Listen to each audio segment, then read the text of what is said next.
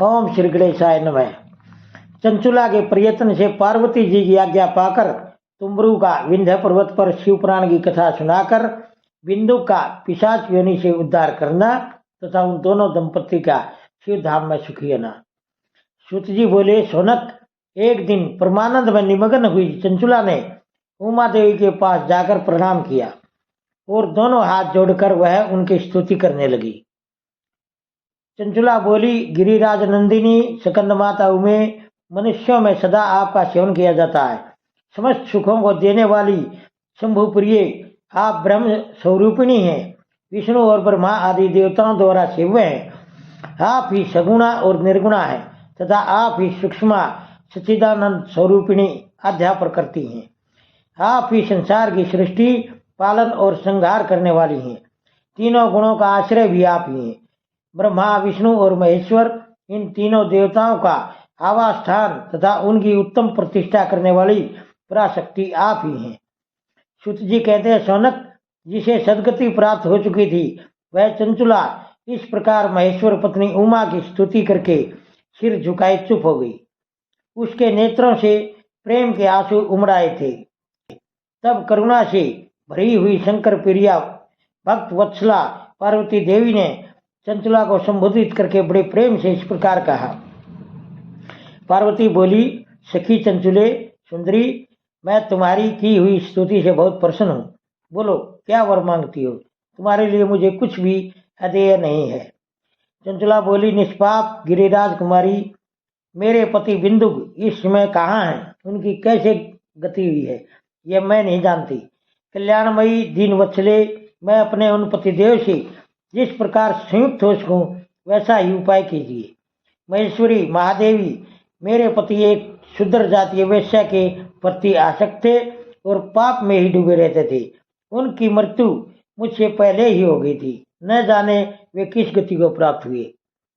गिरिजा बोली, बेटी, तुम्हारा बिंदु नाम वाला पति बड़ा पापी था। उसका अंतःकरण बड़ा ही दूषित था।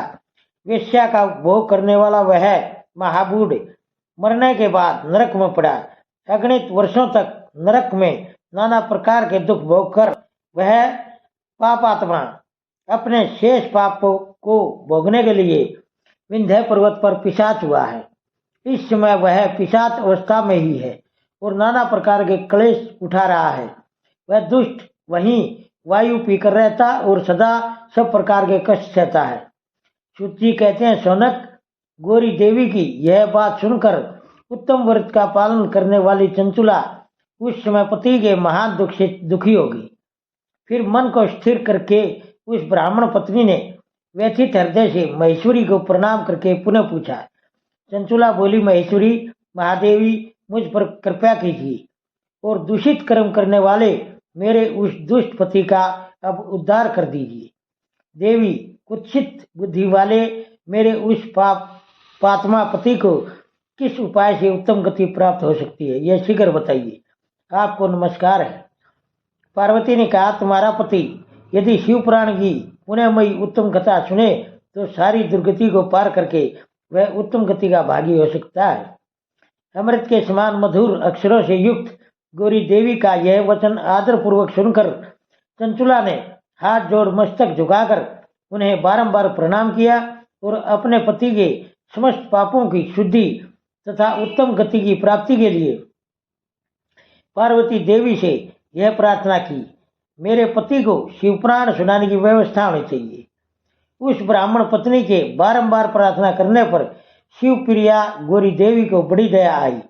उन भक्त वत्सला महेश्वरी गिरिराज कुमारी ने भगवान शिव की उत्तम कीर्ति का गान करने वाले गंधर्वराज तुम्बरू को बुलाकर उनसे प्रसन्नता पूर्वक इस प्रकार कहा, तुम्बरू, तुम्हारी भगवान शिव में प्रीति है। तुम मेरे मन की बातों को जानकर मेरे अभीष्ट कार्यों को सिद्ध करने वाले हो। इसलिए मैं तुमसे एक बात कहती हूँ, तुम्हारा कल्याण हो। तुम मेरी इस सखी के साथ शीघ्र ही विंध्य पर्वत पर जाओ।